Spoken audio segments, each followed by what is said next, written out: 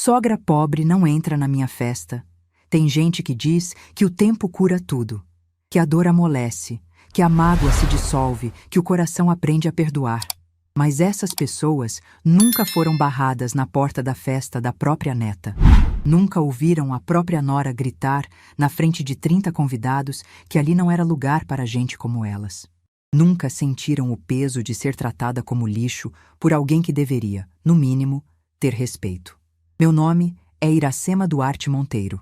Tenho 67 anos, e essa história que vou contar mudou a minha vida para sempre. Eu sempre fui uma mulher de poucas palavras. Aprendi desde cedo que quem fala demais acaba se expondo, e quem se expõe demais acaba machucado. Então, fui me acostumando a engolir. Engolir desaforo, engolir humilhação, engolir lágrimas que queriam escorrer, e eu não deixava. Achava que isso era força. Hoje sei que era só medo. Medo de perder as pessoas que eu amava se eu ousasse exigir respeito. Mas naquele dia, na porta daquele buffet chique em Campinas, alguma coisa dentro de mim se quebrou. Ou talvez tenha se consertado. Ainda não sei dizer qual das duas coisas aconteceu. Era uma tarde de sábado, dessas de outubro, em que o sol castiga e o ar fica pesado. Eu tinha acordado cedo, tomado meu café com calma e separado o vestido que usaria na festa de 5 anos da minha neta Aurora. Um vestido azul marinho, simples, que eu tinha comprado numa loja popular do centro de Piracicaba. Não era nada elegante, mas estava limpo, bem passado, e era o melhor que eu tinha. Passei mais de 1 hora arrumando meu cabelo. Esses fios brancos que eu carrego com orgulho, porque cada um deles conta uma história de luta. Passei batom, um rosinha discreto que eu guardava para ocasiões especiais. Olhei no espelho e me achei bonita. Não bonita como as mulheres das revistas, mas bonita do meu jeito. Bonita como uma mulher de 67 anos que trabalhou a vida inteira pode ser bonita. O presente de Aurora estava embrulhado desde a semana anterior. Uma boneca artesanal, feita por Dona Carminha, uma artesã de Piracicaba que eu conhecia há anos. Peça única, pintada à mão, com um vestidinho de renda que a própria Dona Carminha tinha costurado. Custou caro para os meus padrões, mas eu queria dar algo especial para minha neta. Algo que tivesse alma, que tivesse história, que não fosse só mais um brinquedo de plástico importado. Peguei meu carro, um Fiat Uno 2008 que já tinha visto dias melhores, e encarei a estrada até Campinas. 1h30 de viagem, ouvindo rádio AM, pensando na carinha de Aurora quando visse o presente. Pensando se dessa vez Verônica ia deixar eu ficar perto da minha neta por mais de 5 minutos. Pensando se Renato ia pelo menos me dar um abraço de verdade, desses que ele dava quando era menino. Cheguei no Espaço Jardim Imperial às 2h15 da tarde. 15 minutos atrasada, porque peguei um trânsito na entrada da cidade, mas ainda assim dentro do horário aceitável.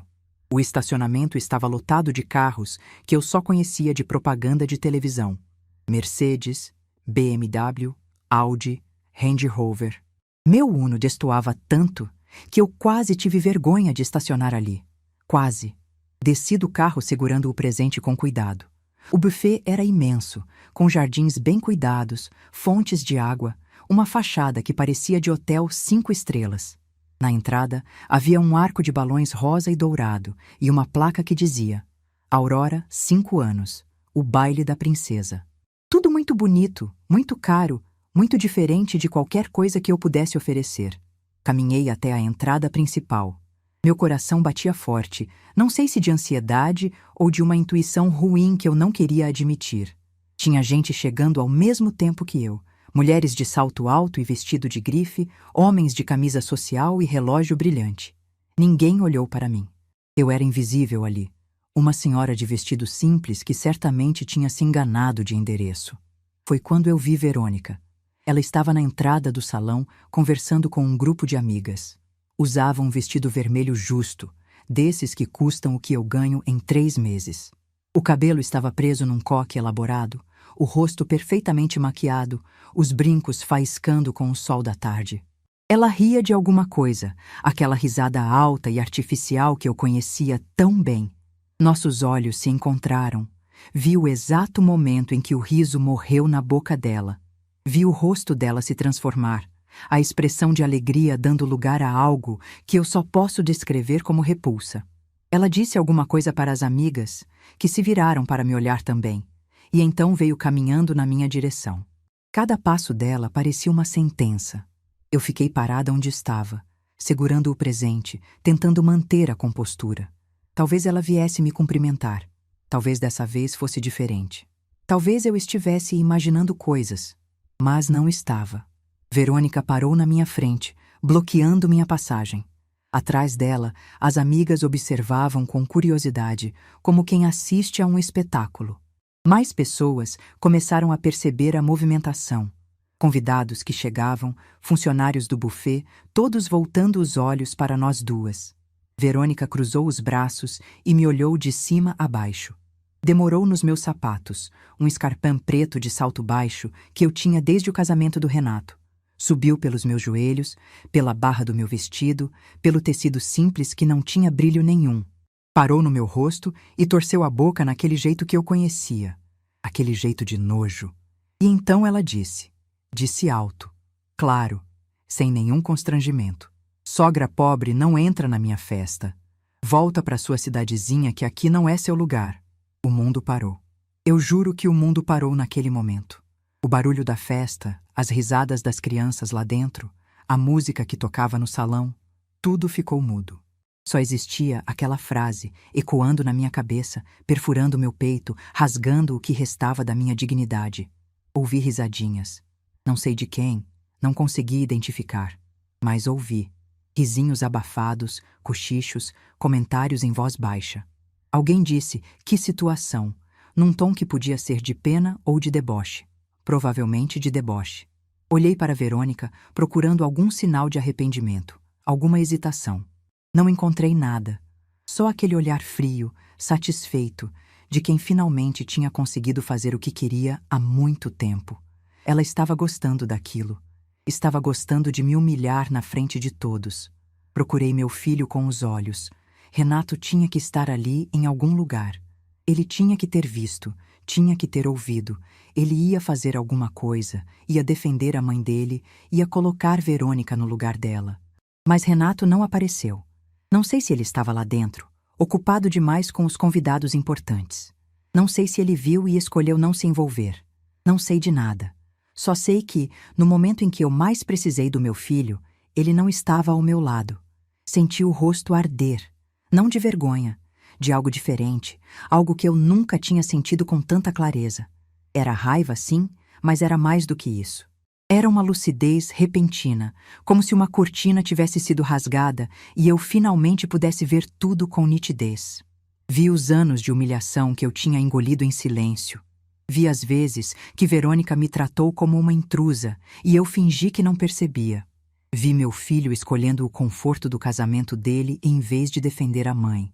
Vi a mim mesma, encolhida, apagada, aceitando migalhas de afeto como se fosse tudo que eu merecia. Vi tudo isso num segundo. E nesse mesmo segundo, alguma coisa mudou. Olhei para Verônica nos olhos. Ela esperava que eu chorasse. Esperava que eu implorasse. Esperava que eu fosse embora de cabeça baixa, arrasada, destruída. Era isso que ela queria. Era isso que ela sempre quis. Mas eu não dei esse gosto para ela. Sorri. Um sorriso pequeno, calmo, sereno. O tipo de sorriso que você dá quando sabe algo que a outra pessoa não sabe. O tipo de sorriso que deixa o adversário desconfortável porque ele não entende o motivo. Verônica franziu a testa, confusa com minha reação. Ela esperava lágrimas, súplicas, humilhação, não um sorriso. Eu não disse nada. Absolutamente nada. Dei meia volta e comecei a caminhar de volta para o estacionamento. Ouvi Verônica dizer alguma coisa atrás de mim, provavelmente uma provocação final, mas não me virei. Não ia dar mais atenção para ela. Passei pelos carros importados, cheguei no meu Uno velho, abri a porta. Coloquei o presente de Aurora no banco do passageiro com cuidado. Depois entrei, liguei o motor e saí daquele estacionamento. Mas não fui para casa. Peguei meu celular e liguei para um número que eu conhecia de cor. Atenderam no segundo toque. Doutora Fernanda? É a Iracema. Preciso de você no escritório agora. E liga para o doutor Cássio também. É urgente. 40 minutos depois, eu estava sentada na minha sala de reuniões, no 12º andar de um prédio comercial no centro de Piracicaba. Na minha frente, minha advogada e meu gerente geral me olhavam com expressões de preocupação. Contei o que tinha acontecido, cada palavra, cada detalhe, cada risadinha que eu tinha ouvido. Quando terminei, doutora Fernanda balançou a cabeça indignada. Doutor Cássio, mais prático, foi direto ao ponto. Dona Iracema, a festa está acontecendo no Espaço Jardim Imperial, correto? A senhora sabe que esse buffet... Eu sei, interrompi. É meu. Faz parte da rede Celebre que eu comprei há 2 anos. O silêncio que se seguiu foi carregado de significado. Dr. Cássio me conhecia há tempo suficiente para saber que eu não tomava decisões precipitadas. Doutora Fernanda, que cuidava dos meus assuntos jurídicos há anos, também sabia que cada palavra minha era pensada. "O que a senhora quer fazer?" ela perguntou. Olhei pela janela, para a cidade de Piracicaba se estendendo lá embaixo.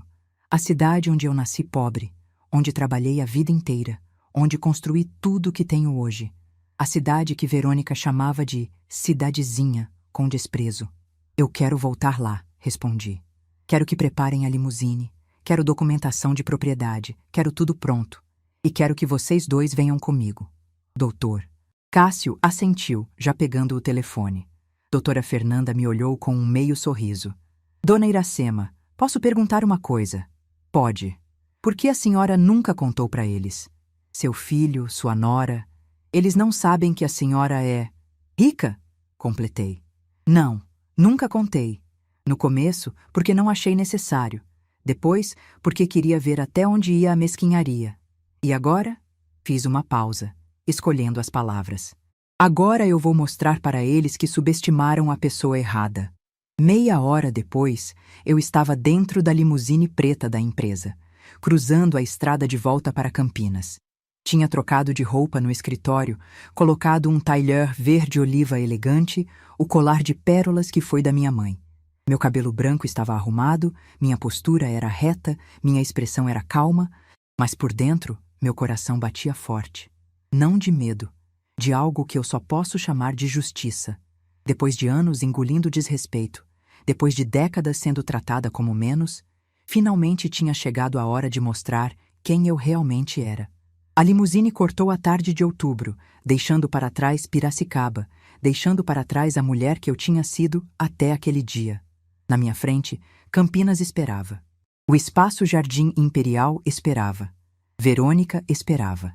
E nenhum deles estava preparado para o que viria a seguir. Olhei pela janela escura da limusine e vi meu reflexo no vidro. Uma mulher de 67 anos, cabelos brancos, olhos cansados de tanta vida vivida. Mas tinha algo diferente naqueles olhos agora. Um brilho que não existia algumas horas antes. O brilho de quem finalmente decidiu parar de aceitar o inaceitável. Verônica tinha razão sobre uma coisa. Eu fui sogra pobre.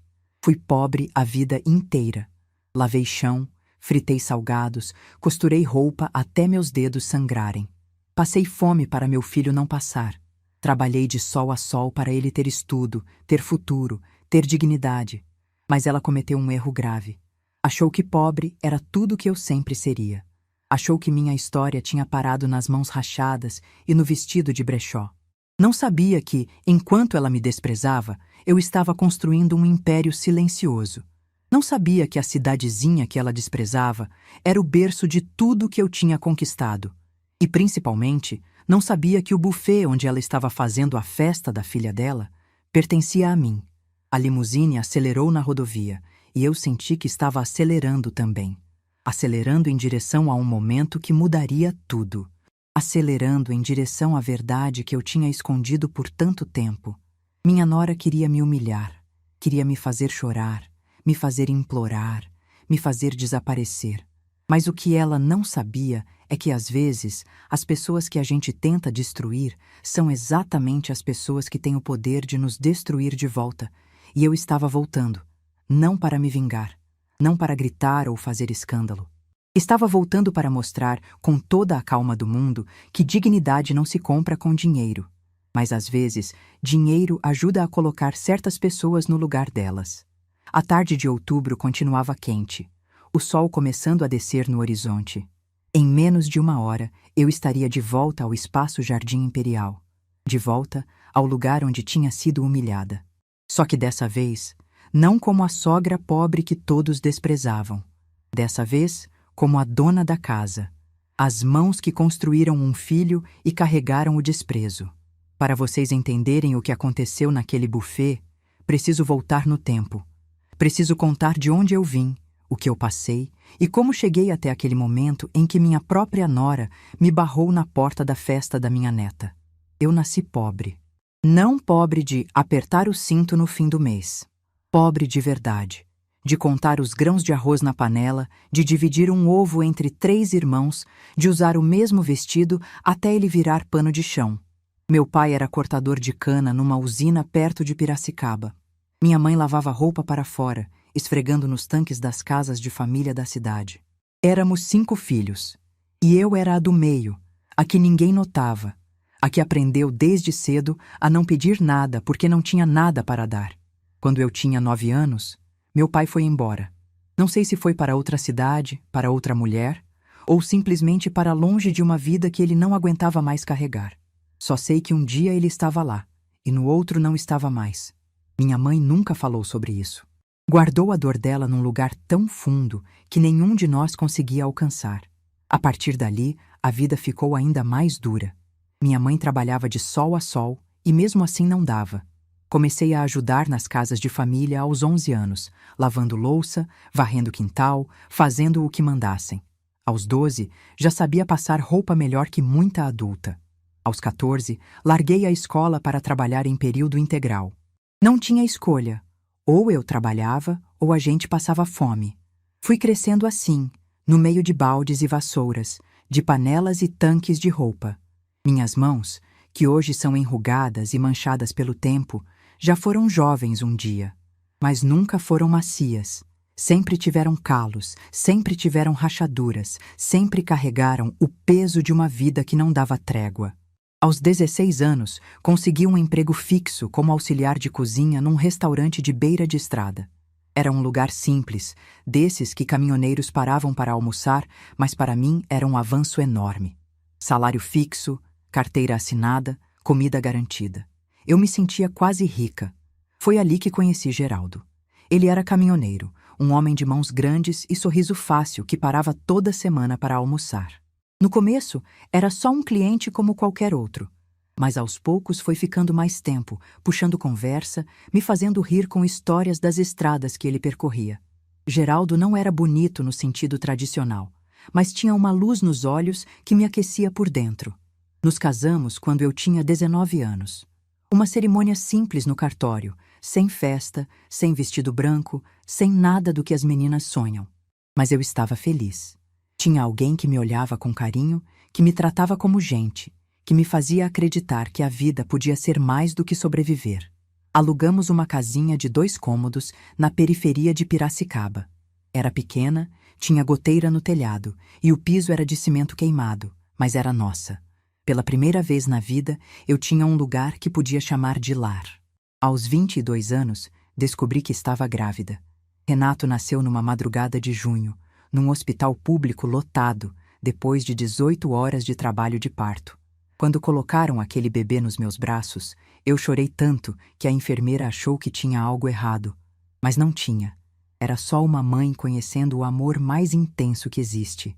O amor que faz você esquecer de si mesma, que faz você ser capaz de qualquer coisa, qualquer sacrifício, qualquer dor. Olhei para aquele rostinho enrugado, para aquelas mãozinhas fechadas, e fiz uma promessa silenciosa. Meu filho não ia passar o que eu passei. Meu filho ia ter estudo, ia ter oportunidades, ia ter uma vida digna, nem que eu tivesse que me partir em 1000 pedaços para conseguir isso. E foi exatamente o que aconteceu. Os anos que se seguiram foram de sacrifício constante. Geraldo viajava semanas inteiras nas estradas, e eu ficava sozinha com Renato, me desdobrando entre cuidar dele e trabalhar. Voltei a fazer faxinas quando ele tinha 3 meses, levando ele comigo numa cesta enquanto limpava as casas das patroas. Algumas reclamavam do barulho quando ele chorava. Eu engolia o choro junto com ele e continuava esfregando. Quando Renato entrou na escola, comecei a vender salgados na porta. Acordava às 4 da manhã para fritar coxinhas e empadas. Deixava ele na escola às 7, passava o dia vendendo, buscava ele às 5 e ainda fazia faxina à noite quando aparecia. Dormia 4, 5 horas por dia. Mas meu filho nunca faltou escola, nunca usou uniforme rasgado, nunca passou vergonha na frente dos coleguinhas. Tinha dias que eu jantava só o arroz que sobrava no fundo da panela, depois de fazer o prato dele. Ele nunca soube. Eu dizia que já tinha comido, que estava sem fome, que tinha beliscado enquanto cozinhava. Mentia com um sorriso no rosto, porque ver meu filho de barriga cheia era o suficiente para me alimentar. Quando Renato tinha 19 anos, aconteceu o que eu mais temia. Geraldo estava voltando de uma viagem para o Mato Grosso quando sentiu uma dor forte no peito. Conseguiu encostar o caminhão no acostamento antes de perder os sentidos. Quando a ambulância chegou, já não tinha mais o que fazer. Infarto fulminante, disseram os médicos. Ele se foi sem se despedir, sem me dar um último beijo, sem ver o filho que a gente tinha criado junto se formar. Fiquei viúva aos 41 anos, com um filho na faculdade e quase nada no bolso. Geraldo deixou a casinha que a gente tinha conseguido comprar à prestação e uma dívida do financiamento do caminhão. Vendi o caminhão, quitei a dívida e fiquei com o básico para sobreviver. Mas Renato estava no 2º ano de engenharia, e eu não ia deixar ele parar. Não depois de tudo que a gente tinha passado. Trabalhei ainda mais. Além das faxinas e dos salgados, comecei a fazer marmitas para os vizinhos. 10, 20, 30 marmitas por dia. Minha cozinha virou uma pequena fábrica, e eu virei uma máquina que não podia parar. Renato ajudava quando podia, mas eu fazia questão de que ele focasse nos estudos. O sacrifício era meu. O futuro era dele. Meu filho se formou em engenharia aos 24 anos. Eu estava na plateia, lá no fundo do auditório, com meu vestido de brechó e os olhos cheios de lágrimas. Quando ele subiu no palco para pegar o diploma, eu chorei tanto que a mulher do lado me ofereceu lenço. Todo o cansaço, toda a fome, todas as noites sem dormir, tudo tinha valido a pena naquele momento. Renato conseguiu um bom emprego numa construtora de Campinas. Alugou um apartamento, comprou um carro, começou a construir a vida dele. Eu fiquei orgulhosa, mas também fiquei com medo. Medo de perdê-lo, de ficar sozinha, de não ser mais necessária. Mas engoli esse medo como engoli tantas outras coisas e torci pela felicidade dele. Foi em Campinas que ele conheceu Verônica. A primeira vez que ele me contou sobre ela, percebi algo diferente na voz dele. Um brilho, uma empolgação que eu não via desde a infância. Ele disse que ela era gerente de marketing, que era linda, que era inteligente, que vinha de uma família importante. Fiquei feliz por ele. Genuinamente feliz. Mas quando Verônica veio conhecer minha casa, as coisas começaram a mudar. Ela chegou num carro importado, usando um vestido que custava mais do que tudo que eu tinha no guarda-roupa. Olhou para minha sala com o sofá desbotado, para minha cozinha com os armários de fórmica, para meu quintal de terra batida. E eu vi. Vi o canto da boca dela se torcer. Vi o nariz franzir quase imperceptivelmente. Vi o olhar de alguém que acabou de pisar em algo desagradável. Na hora do jantar, fiz meu melhor feijão tropeiro. Aquele que todo mundo elogiava, que os vizinhos pediam a receita, que Renato amava desde criança. Verônica olhou para o prato, mexeu com o garfo e disse que estava de dieta. Comeu uma folha de alface e bebeu água. Só isso. Quando Renato foi ao banheiro, ela se virou para mim e disse, com aquele sorriso que eu aprenderia a reconhecer: "A senhora é muito corajosa de cozinhar com essa estrutura tão limitada." Eu não respondi. Só sorri e comecei a recolher os pratos. Mas por dentro, algo se partiu. Um pedacinho pequeno, quase imperceptível, mas que doeu como se fosse enorme. O noivado foi 6 meses depois. A festa foi na casa dos pais de Verônica, em Ribeirão Preto.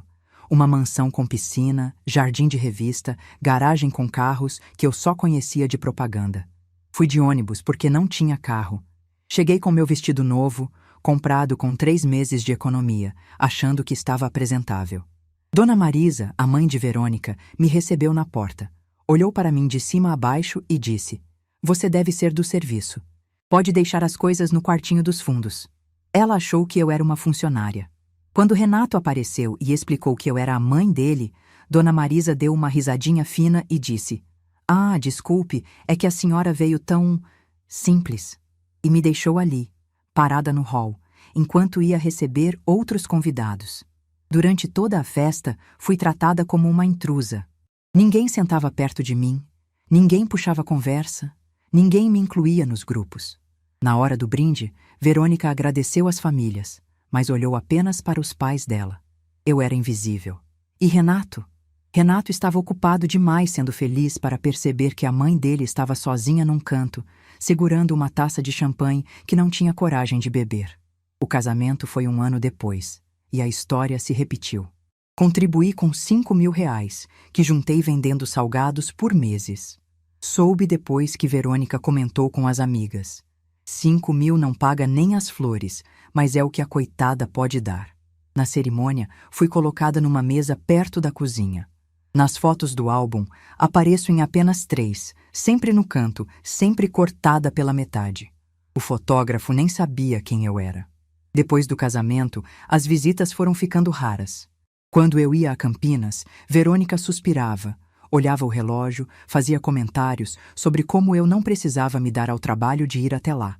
Quando eu convidava eles para virem a Piracicaba, ela dizia que tinha alergia à poeira. Minha casa, que eu limpava com tanto cuidado, era suja demais para ela. E então, Aurora nasceu. Minha neta, minha única neta. A continuação do meu sangue, da minha história, de tudo que eu tinha construído. Fui ao hospital no dia seguinte ao parto, levando uma roupinha de bebê que comprei com tanto carinho.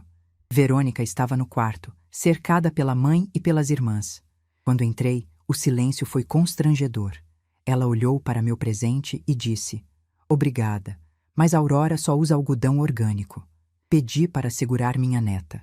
Verônica disse que era melhor não, porque eu podia não ter prática com recém-nascidos. Eu, que criei meu filho sozinha, não tinha prática. Fiquei sentada no canto do quarto, olhando a Aurora no berço, sem poder tocá-la. Nos 5 anos que se seguiram, cada encontro com minha neta foi uma batalha. Se eu levava brinquedo, era plástico tóxico. Se eu fazia comida, era gordurosa demais. Se eu queria contar histórias, Aurora precisava descansar.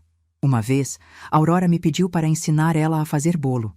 Tinha visto uma foto minha na cozinha e ficou curiosa. Verônica ouviu e disse: "Vovó Iracema não sabe fazer bolo de verdade, querida. Ela faz comida de gente simples." Minha neta me olhou confusa, e eu vi nascer naqueles olhos a primeira semente de vergonha. Vergonha de mim, a avó que não era boa o suficiente. E Renato? Em todas essas situações, em todas essas humilhações, meu filho ficava em silêncio. Quando eu tentava conversar com ele, quando eu tentava explicar como me sentia, ele dizia: "Mãe, você está exagerando. A Verônica é assim mesmo, não faz por mal." Não faz por mal. 5 anos de desprezo, de exclusão, de ser tratada como uma intrusa na vida do meu próprio filho. E ele achava que não era por mal. Foi assim que eu me tornei a sogra invisível. A mãe que aparecia nos cantos das festas, que sorria para fotos que ninguém olhava, que ia embora com o coração em pedaços sem que ninguém percebesse. Mas o que nenhum deles sabia é que enquanto me tratavam como alguém sem valor, eu estava silenciosamente construindo algo que mudaria tudo. E essa parte da história eu conto no próximo capítulo. O império que ninguém viu nascer.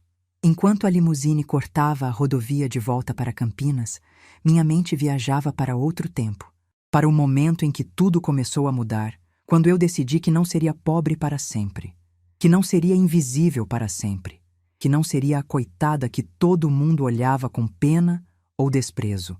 Tudo começou há 6 anos, pouco antes de Aurora nascer, quando eu já tinha entendido que nunca seria bem-vinda na vida do meu filho. Naquela época, eu ainda vendia marmitas para os vizinhos. 30, 40 por dia, saindo da minha cozinha pequena, entregues de bicicleta pelas ruas de Piracicaba. Era um trabalho honesto, mas exaustivo. Eu acordava às 4 da manhã, cozinhava até meio-dia, entregava até às 3, limpava tudo e começava a preparar os ingredientes do dia seguinte.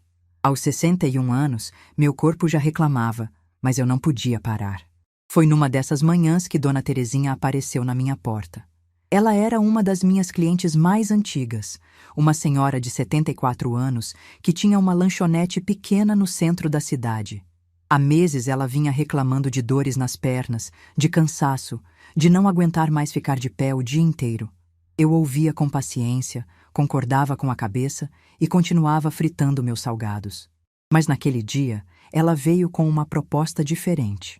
Dona Terezinha sentou na minha cozinha, aceitou o café que ofereci e disse sem rodeios que queria vender a lanchonete.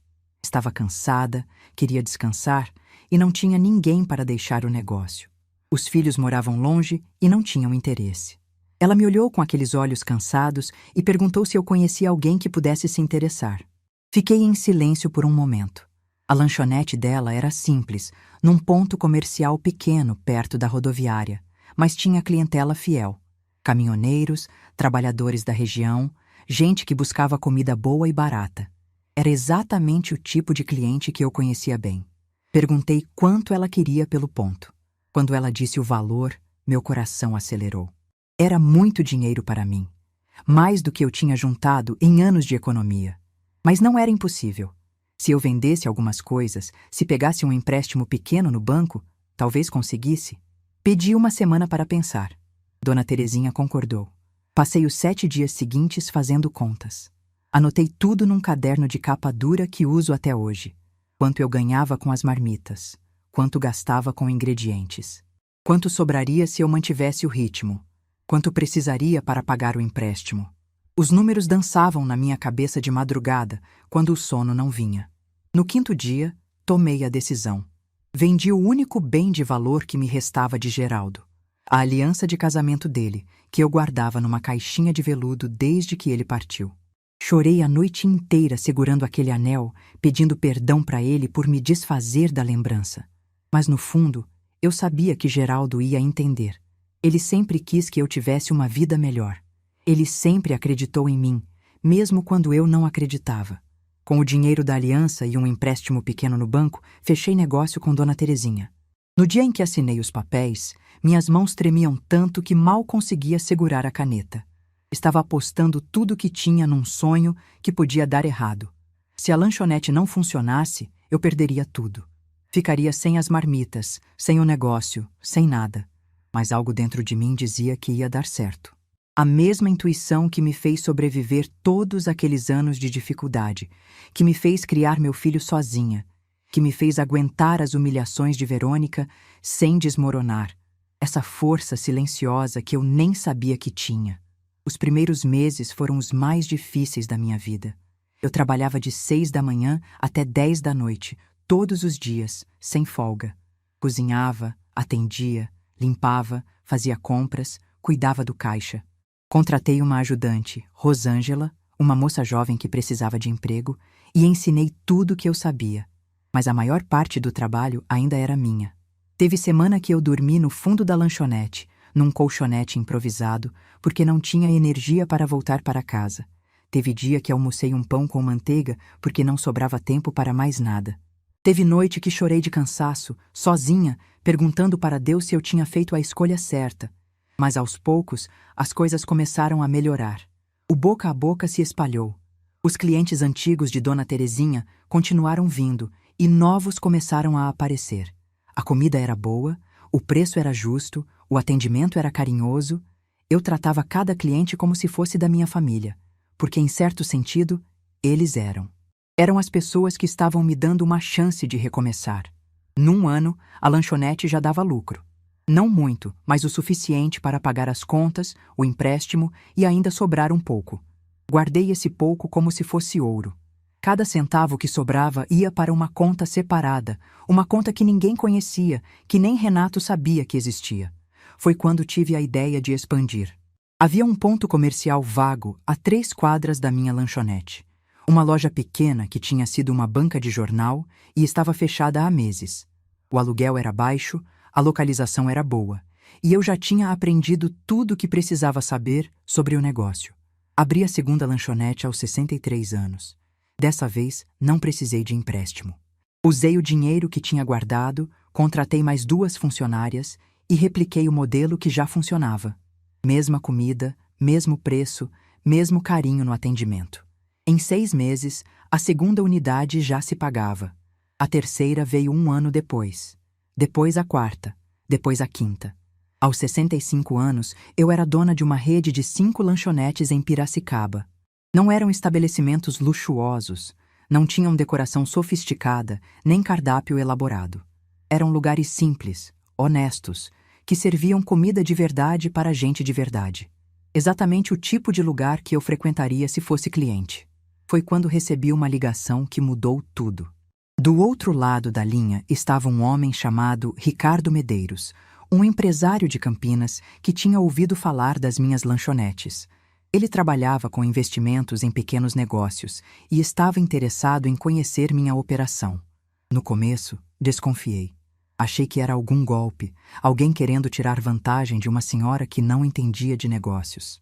Mas aceitei me encontrar com ele, num café no centro de Piracicaba, só para ouvir o que ele tinha a dizer. Ricardo era diferente do que eu esperava. Tinha uns 50 anos, jeito simples, e falava de números com a mesma paixão que eu falava de temperos. Ele explicou que via potencial no meu modelo, que lanchonetes assim estavam em falta no mercado e que queria propor uma parceria. A proposta era simples. Ele investiria dinheiro para expandir a rede e eu continuaria no comando de tudo. Ele não queria mudar minha comida, meu jeito de atender, nada. Queria apenas me dar os recursos para crescer mais rápido. Pedi 1 mês para pensar. Consultei um advogado, li todos os documentos, fiz todas as perguntas que me vieram à cabeça. Quando finalmente aceitei, estabeleci uma condição que Ricardo estranhou, mas aceitou. Meu nome não apareceria publicamente em lugar nenhum. Eu continuaria sendo apenas Dona Iracema, a senhora que fazia salgados. Ninguém precisava saber que eu era a dona de tudo. Ele perguntou por quê. Eu disse que tinha meus motivos. A verdade é que eu queria provar uma coisa para mim mesma. Queria ver se as pessoas que me tratavam mal iriam me tratar diferente se soubessem que eu tinha dinheiro. Queria saber se o desprezo de Verônica era por eu ser pobre ou por eu ser eu. E no fundo, talvez quisesse guardar essa carta na manga para o dia em que precisasse usar. Com o investimento de Ricardo, a rede cresceu rápido. 10 lanchonetes em Piracicaba e região. Depois 20. Depois começamos a olhar para outros mercados, outras cidades. A cada nova unidade, eu sentia um orgulho silencioso que não compartilhava com ninguém. Renato nunca soube de nada. Nas poucas vezes que nos falávamos, eu continuava sendo a mãe pobre que morava na mesma casa simples de sempre. Ele nunca perguntou como eu estava, nunca se interessou pela minha vida, nunca quis saber se eu precisava de alguma coisa. E eu nunca ofereci informação que ele não pediu. Foi há 2 anos que surgiu a oportunidade que mudaria tudo. A rede Celebre Eventos, uma das maiores empresas de buffets e casas de festas do interior de São Paulo, estava passando por dificuldades financeiras. O dono original tinha se metido em investimentos ruins e precisava vender para pagar as dívidas. Era uma empresa grande, com 7 casas de eventos em várias cidades, incluindo o Espaço Jardim Imperial em Campinas. Quando Ricardo me trouxe a proposta de compra, meu coração disparou. O Espaço Jardim Imperial era o buffet mais tradicional e caro de Campinas. O lugar onde a elite da cidade fazia suas festas, seus casamentos, suas comemorações. O lugar onde gente como Verônica se sentia em casa. O valor era alto, muito alto. Mas a rede de lanchonetes estava lucrando bem. Eu tinha economias guardadas. E Ricardo estava disposto a entrar como sócio. Fizemos os cálculos, negociamos as condições e fechamos a compra. Aos 65 anos, eu me tornei dona de uma rede de casas de eventos que incluía o buffet mais caro de Campinas. Mantive a mesma condição de antes. Meu nome não apareceria em lugar nenhum. Nos documentos, nos contratos, em tudo, constava apenas o nome da holding que criamos. Monteiro Participações. Um nome comum que não chamava a atenção, que ninguém associaria a uma senhora de cabelos brancos que vendia marmitas em Piracicaba. Visitei o Espaço Jardim Imperial uma única vez depois da compra, para conhecer as instalações. Andei pelos jardins imensos, pelos salões decorados, pelas cozinhas equipadas com máquinas que eu nem sabia o nome. Era um mundo completamente diferente do meu. Um mundo que eu nunca imaginei que pudesse fazer parte. E durante todo esse tempo, Verônica continuou me tratando como lixo. Continuou fazendo comentários sobre minha casa simples, minhas roupas baratas, minha vida sem graça. Continuou impedindo que eu tivesse uma relação de verdade com Aurora. Continuou olhando para mim com aquele desprezo que eu conhecia tão bem. Às vezes eu pensava em contar, em ligar para Renato e dizer que sua mãe desprezada era dona de um império que ele nem imaginava, mas sempre desistia. Não queria que me tratassem bem por causa de dinheiro, queria ser respeitada pelo que eu era, não pelo que eu tinha. E agora, sentada nessa limusine, voltando para o lugar onde tinha sido humilhada 2 horas antes, eu finalmente entendi que algumas pessoas nunca vão nos respeitar pelo que somos. Algumas pessoas só entendem a linguagem do poder, do status, do dinheiro. Verônica era uma dessas pessoas. Ela me desprezou porque achou que eu era fraca, porque achou que eu era insignificante, porque achou que podia me humilhar sem consequências, que eu não tinha como reagir, que eu ia engolir mais essa como engoli tantas outras. Mas ela estava errada. A limusine diminuiu a velocidade. Pela janela, vi as luzes de Campinas se aproximando. O sol estava começando a descer, pintando o céu de laranja e rosa. Era fim de tarde, a festa de Aurora ainda estava acontecendo, e Verônica ainda não sabia o que estava por vir. Dr. Cássio, sentado no banco da frente, virou para trás e disse que estávamos a 10 minutos do espaço Jardim Imperial. Perguntou se eu queria revisar alguma coisa, se precisava de algo. Eu disse que não. Estava pronta. Doutora Fernanda, ao meu lado, me olhou com um misto de admiração e preocupação. Ela conhecia minha história, sabia de tudo que eu tinha passado. Perguntou baixinho se eu tinha certeza do que estava fazendo. Olhei para ela e respondi com calma. Eu passei 6 anos construindo algo em silêncio. 6 anos sendo desprezada por pessoas que não sabiam nada sobre mim. 6 anos esperando um momento que talvez nunca chegasse. E agora que chegou, não vou deixar passar. A limusine fez a curva final e entrou na avenida onde ficava o buffet. Já dava para ver os jardins iluminados, os carros estacionados, o movimento de pessoas circulando. A festa ainda estava no auge. Meu coração batia forte, mas minhas mãos estavam firmes. Eu sabia exatamente o que ia fazer. Não ia gritar, não ia fazer escândalo, não ia me rebaixar ao nível de Verônica. Ia simplesmente mostrar a verdade. E deixar que a verdade fizesse o trabalho por mim. A limusine parou na entrada principal do espaço Jardim Imperial. O motorista desceu e abriu minha porta. Respirei fundo, ajeitei meu tailleur, toquei o colar de pérolas da minha mãe e coloquei os pés para fora do carro. Era hora de mostrar para todos quem era a verdadeira dona daquela festa. O rosto que perdeu a cor. Coloquei os pés no chão e senti o peso daquele momento em cada fibra do meu corpo. A tarde já estava virando noite. As luzes do jardim começavam a se acender e o burburinho da festa chegava até mim como um zumbido distante. Ajeitei meu tailleur verde-oliva, passei a mão pelo colar de pérolas da minha mãe e respirei fundo. Doutor Cássio e doutora Fernanda desceram logo atrás de mim, posicionando-se ao meu lado como uma escolta silenciosa. O motorista fechou a porta da limusine, e o barulho chamou a atenção das primeiras pessoas. Vi cabeças se virando, olhares curiosos tentando identificar quem tinha chegado num carro daqueles. Alguns convidados que fumavam perto da entrada pararam no meio do gesto, cigarro suspenso no ar, tentando entender o que estava acontecendo. Comecei a caminhar em direção à entrada do salão. Meus passos eram firmes, minha postura era reta. Meu rosto não demonstrava nada além de uma calma absoluta. Por dentro, meu coração batia como tambor de guerra. Mas ninguém ia perceber isso. O gerente do buffet, seu Antônio, foi o primeiro a me reconhecer. Ele estava na recepção conferindo algo com uma funcionária quando me viu atravessando o jardim. Seus olhos se arregalaram, e ele veio praticamente correndo em minha direção. Seu Antônio trabalhava no espaço Jardim Imperial há 15 anos e tinha ficado quando comprei a rede. Ele sabia exatamente quem eu era. A voz dele saiu alta, clara, carregada de surpresa e respeito. Dona Iracema, que honra recebê-la. Não sabia que a senhora viria pessoalmente hoje.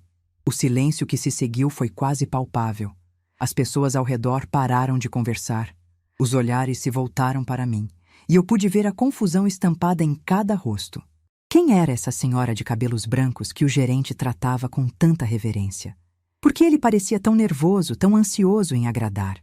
Cumprimentei seu Antônio com um aceno educado e continuei caminhando. Ele me acompanhou, perguntando se eu precisava de alguma coisa, se estava tudo do meu agrado, se havia algo que pudesse melhorar. Respondi que estava tudo bem, que eu só precisava resolver um assunto. Foi quando vi Verônica. Ela estava perto do bar, conversando com um grupo de amigas, segurando uma taça de champanhe como se fosse um troféu. Usava o mesmo vestido vermelho de antes, o mesmo coque elaborado, os mesmos brincos brilhantes. Ria de alguma coisa, provavelmente de mim, provavelmente da cena patética que ela tinha protagonizado na entrada algumas horas antes. Nossos olhos se encontraram. Vi o exato momento em que o sorriso morreu no rosto dela. Vi a taça de champanhe tremer na mão dela. Vi a cor começar a sumir das bochechas maquiadas, dando lugar a uma palidez que nem a base cara conseguia esconder. Ela não entendeu. Ainda não. Mas sentiu que algo estava muito, muito errado. Continuei caminhando em direção a ela. As pessoas abriam caminho, algumas por educação, outras por curiosidade, outras simplesmente porque sentiam a tensão no ar. Seu Antônio continuava ao meu lado, e aquilo claramente perturbava Verônica. Por que o gerente do buffet estava tratando a sogra pobre como se fosse alguém importante? Parei a poucos metros dela. O grupo de amigas se calou, percebendo que algo estava acontecendo. Uma delas, uma mulher loira de vestido dourado, olhou de mim para Verônica e de volta para mim, tentando entender a dinâmica. Verônica tentou recuperar a compostura, empertigou os ombros, ergueu o queixo e forçou um sorriso que saiu mais como uma careta. Ela disse com aquela voz de falsa superioridade que eu conhecia tão bem. Ah, voltou? Pensei que tinha entendido o recado. Ou precisa que eu repita na frente de todo mundo? Algumas amigas riram, um riso nervoso, incerto. Elas não sabiam o que estava acontecendo, mas queriam agradar a anfitriã. Eu não respondi. Apenas olhei para ela, em silêncio, com o mesmo sorriso calmo que tinha dado mais cedo. O sorriso de quem sabe algo que a outra pessoa não sabe. Foi quando Dona Marisa apareceu. A mãe de Verônica atravessou o salão com passos apressados, atraída pela movimentação. Ela ainda era a mesma mulher arrogante que tinha me confundido com uma funcionária no noivado do meu filho. Os mesmos olhos frios, o mesmo nariz empinado, a mesma expressão de quem cheirou algo podre. Dona Marisa parou ao lado da filha e me olhou de cima a baixo. O desprezo no rosto dela era quase cômico.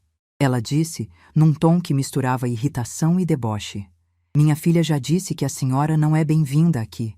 Por favor, não nos obrigue a chamar a segurança. Seria constrangedor para todo mundo." Ouvi murmúrios ao redor. As pessoas começavam a se aglomerar, sentindo que algo grande estava prestes a acontecer.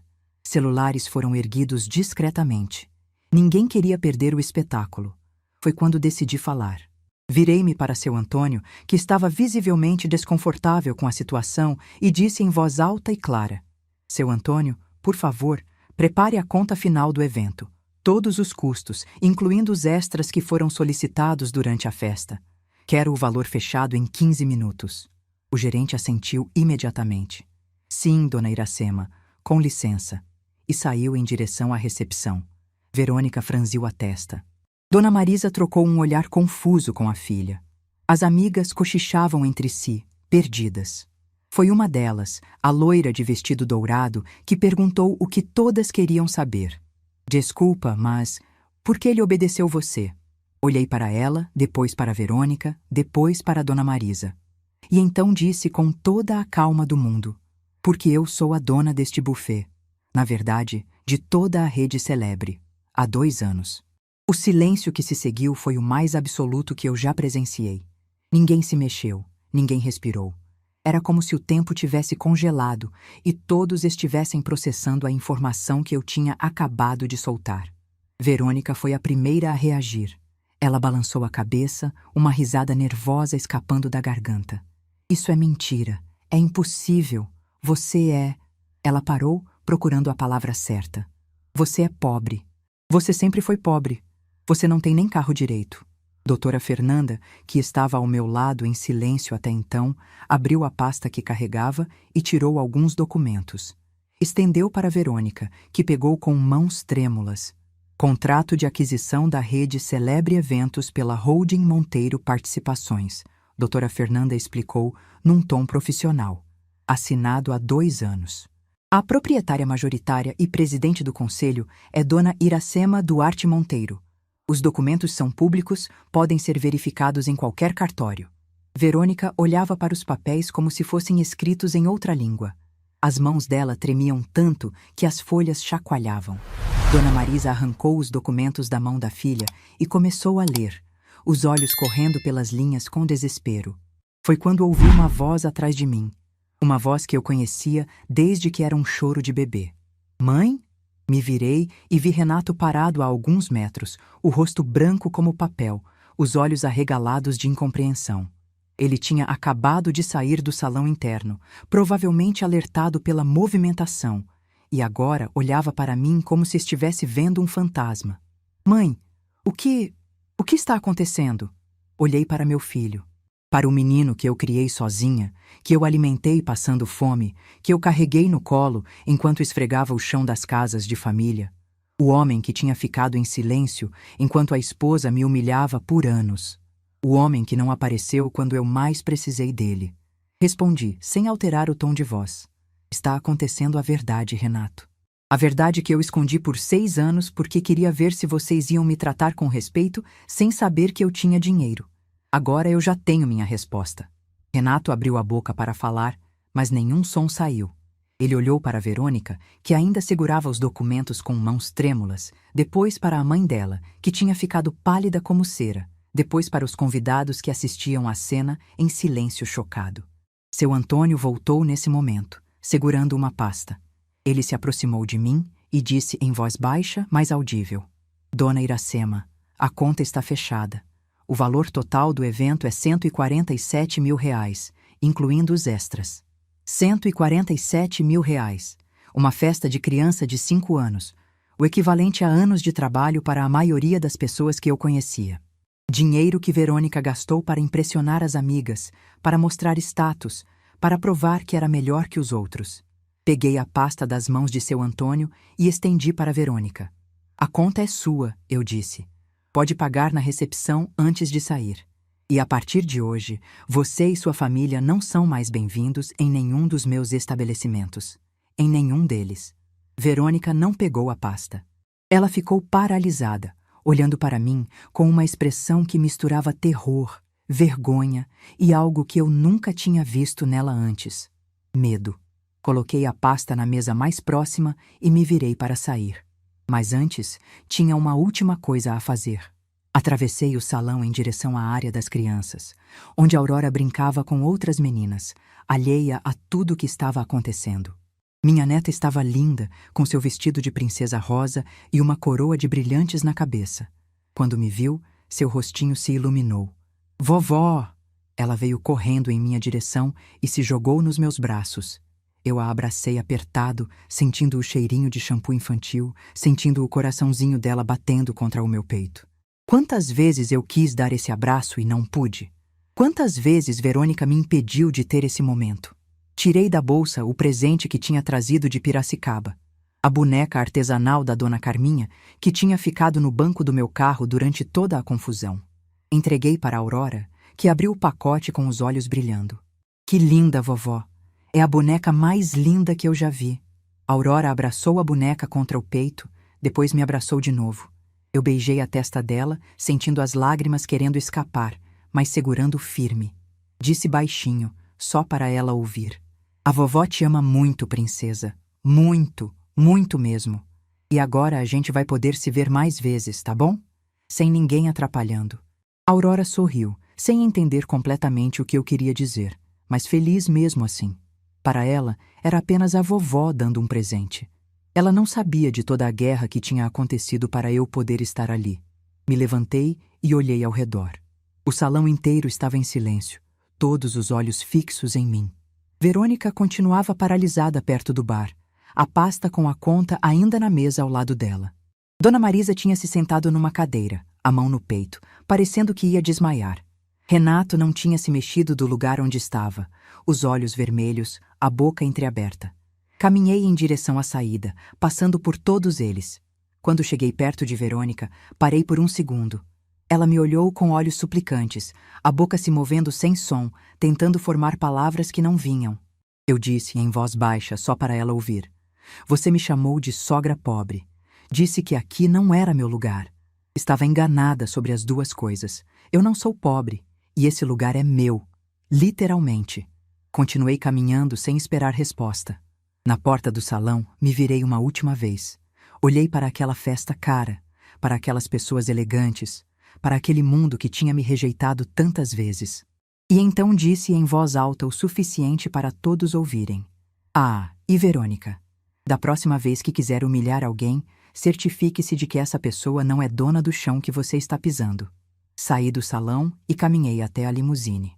O motorista abriu a porta, eu entrei e nós partimos. Pela janela traseira, vi o espaço Jardim Imperial ficando para trás, suas luzes brilhando na noite que começava. Vi pessoas saindo correndo, provavelmente para fofocar, para contar para outros o que tinham presenciado.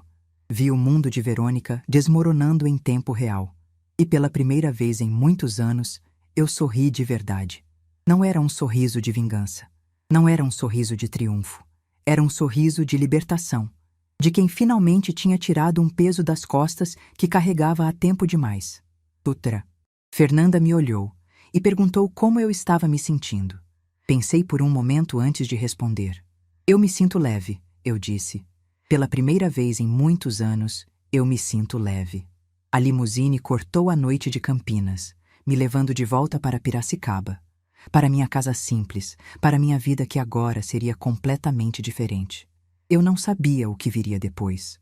Não sabia como Renato reagiria, não sabia se Verônica tentaria se desculpar, não sabia como seria minha relação com Aurora dali para frente. Mas sabia de uma coisa: eu tinha finalmente mostrado quem eu era. E ninguém, nunca mais, ia me fazer sentir que eu não era boa o suficiente. A mulher que eu sempre fui. 3 meses se passaram desde aquela tarde de outubro. 3 meses desde que eu entrei numa limusine e mudei para sempre a história da minha família.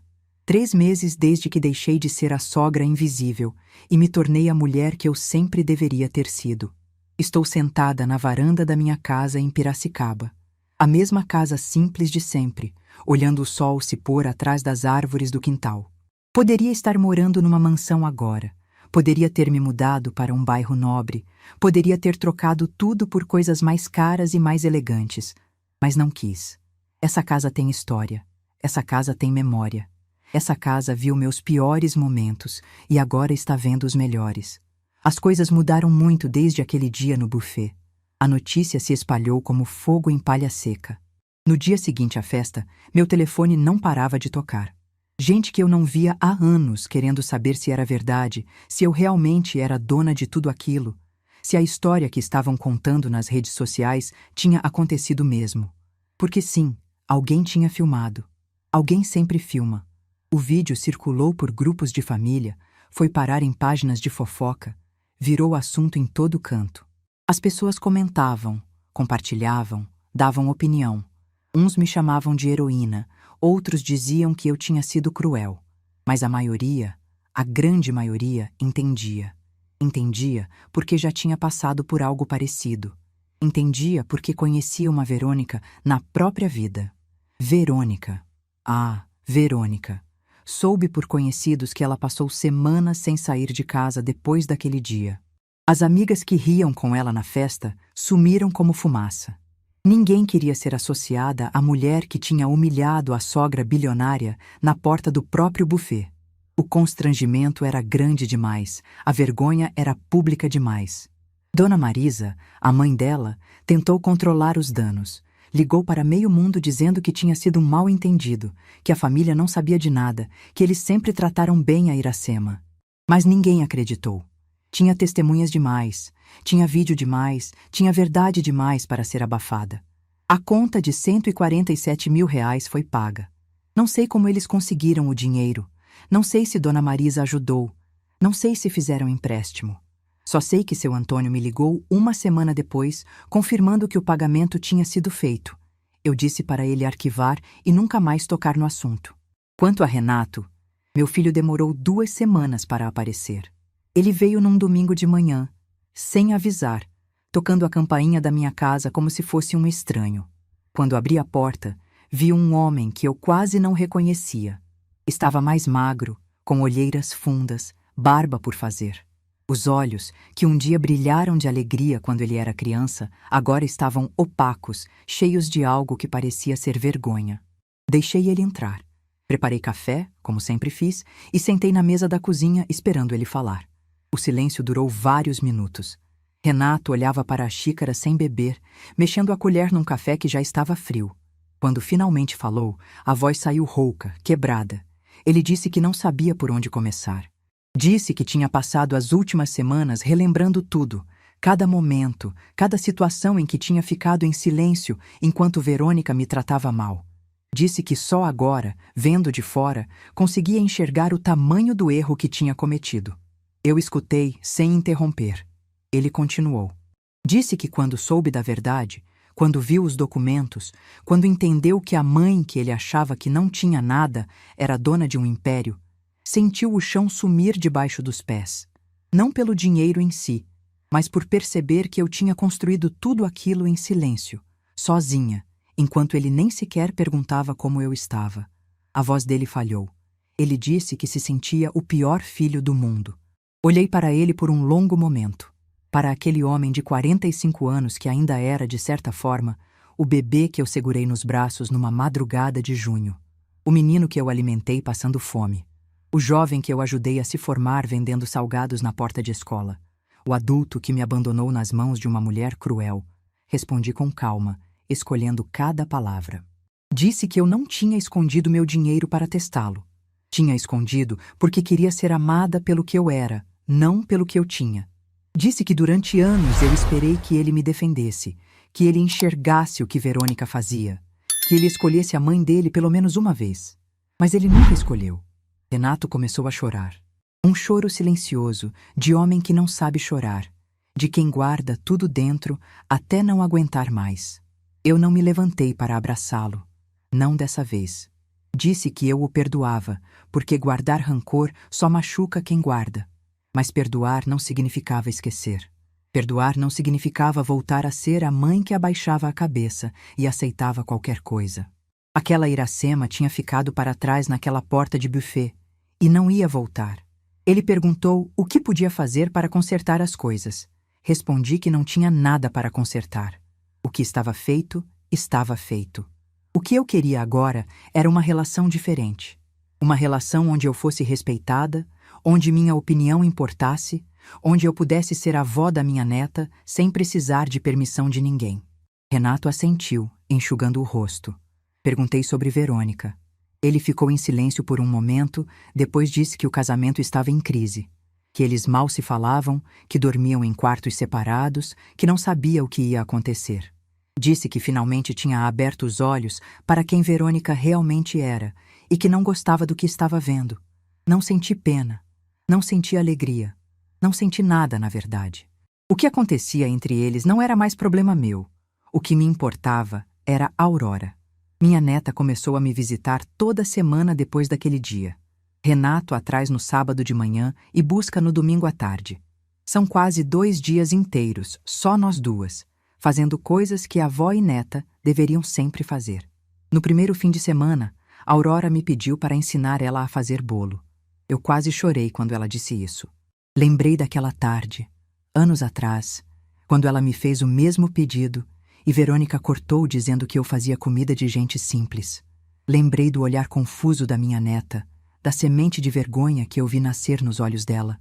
Mas dessa vez, não tinha ninguém para cortar. Fomos para a cozinha, coloquei um avental nela e começamos. Ensinei a quebrar os ovos, a medir a farinha, a mexer a massa com a colher de pau que era da minha mãe. A Aurora ria cada vez que fazia bagunça, e eu ria junto, porque bagunça faz parte.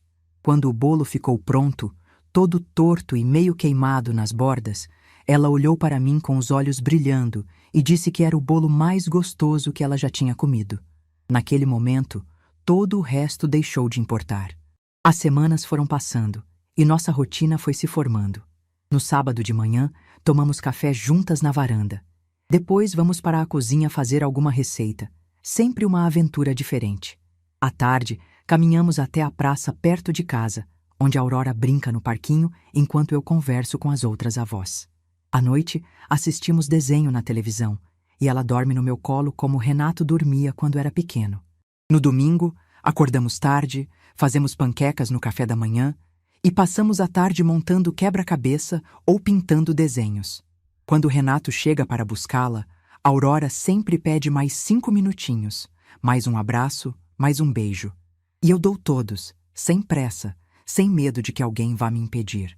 Verônica nunca apareceu nessas visitas. Renato disse que ela não se sente confortável em me ver. Entendo. Deve ser difícil encarar a pessoa que você humilhou por anos, sabendo que ela tinha o poder de acabar com você o tempo todo e escolheu não usar. Alguns dizem que eu fui paciente demais, que eu deveria ter revelado a verdade antes, que deveria ter colocado Verônica no lugar dela muito tempo atrás. Mas eu não vejo assim. Eu precisava saber. Precisava ter certeza de que o desprezo era real, de que não era coisa da minha cabeça, de que eu não estava exagerando como Renato sempre dizia. E agora eu sei. Agora eu tenho certeza. E essa certeza me libertou. Um mês depois do ocorrido, decidi fazer algo que nunca tinha feito. Assumi publicamente a direção da Monteiro Participações. Dei entrevistas para jornais locais, apareci em reportagens sobre empreendedorismo. Contei minha história para quem quisesse ouvir. Não por vaidade, mas porque descobri que minha história podia ajudar outras pessoas. Recebi centenas de mensagens depois dessas entrevistas. Mulheres que passaram por situações parecidas, que se sentiram invisíveis na própria família, que foram desprezadas por noras, genros, filhos, maridos.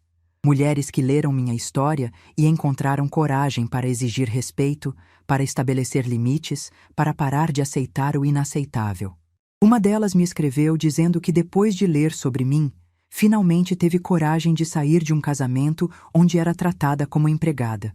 Outra disse que cortou relações com uma filha que só a procurava quando precisava de dinheiro. Outra disse que parou de se diminuir para caber nas expectativas dos outros. Essas mensagens me emocionaram mais do que qualquer conquista empresarial. Porque no final das contas, não é sobre dinheiro. Nunca foi. É sobre dignidade. É sobre se olhar no espelho e gostar de quem você vê. É sobre não precisar da aprovação de quem não te respeita. É sobre entender que amor de verdade não exige que você se diminua para caber no espaço que te dão. Aos 67 anos, eu finalmente entendi coisas que deveria ter entendido muito antes. Entendi que ser humilde não significa aceitar humilhação. Que ser mãe não significa ser capacho. Que ser avó não significa implorar por migalhas de tempo com os netos. Que ser mulher não significa se calar quando te desrespeitam. Entendi que a gente ensina as pessoas como nos tratar. E durante anos eu ensinei errado. Aceitei desaforo, engoli desrespeito, fingi que não via o que estava bem na minha frente. Achei que isso era amor. Achei que isso era paciência. Achei que isso era sabedoria. Mas não era. Era medo. Medo de perder um filho que, na prática, eu já tinha perdido faz tempo. Medo de ficar sozinha, quando na verdade eu já estava sozinha mesmo cercada de gente. Medo de não ser amada, quando o amor que eu recebia não era amor de verdade. O dia em que Verônica me barrou na porta daquele buffet foi o dia em que eu parei de ter medo. Não porque descobri que eu tinha poder para reagir, mas porque descobri que eu merecia reagir, que minha dignidade valia mais do que qualquer relação, que eu preferia estar sozinha e inteira do que acompanhada e em pedaços. Hoje, quando olho para trás, não sinto raiva de Verônica. Não sinto raiva de Renato. Não sinto raiva de ninguém. Sinto gratidão, por mais estranho que pareça. Gratidão porque aquela humilhação me acordou. Me mostrou quem eu tinha me tornado e quem eu precisava voltar a ser. A mulher que nasceu naquele dia, na porta daquele buffet, é a mulher que eu sempre fui por dentro. A mulher forte que sobreviveu à pobreza, que criou um filho sozinha, que construiu um império do nada. Ela sempre esteve ali. Só estava escondida debaixo de camadas de medo e silêncio. Agora ela está livre. Ontem, Aurora me perguntou por que eu sorrio tanto. Disse que antes eu era tristinha, mas agora estou sempre feliz. Eu abracei ela e disse que era porque finalmente tinha aprendido a me amar. Ela não entendeu, claro, tem só 5 anos, mas um dia vai entender. Um dia, quando for mulher, quando enfrentar seus próprios desafios, quando alguém tentar diminuí-la, ela vai lembrar da avó que recusou ser invisível. E talvez isso dê força para ela também recusar. Esse é o legado que eu quero deixar. Não o dinheiro, não os buffets, não as lanchonetes, mas a certeza de que toda pessoa merece ser tratada com dignidade. Que nunca é tarde para exigir respeito. Que a vida começa de verdade quando a gente para de se esconder. Verônica gritou que sogra pobre não entrava na festa dela. Ela estava certa sobre uma coisa. Eu não entrei naquela festa. Mas não foi porque eu era pobre. Foi porque eu era dona do lugar. E donos não pedem permissão para entrar. Donos decidem quem pode ficar. Não, mas sim. Se essa história tocou seu coração, deixe seu like, se inscreva no canal e comente aqui embaixo. No meu lugar, o que você faria? Sua mensagem pode iluminar o dia de alguém. Dor.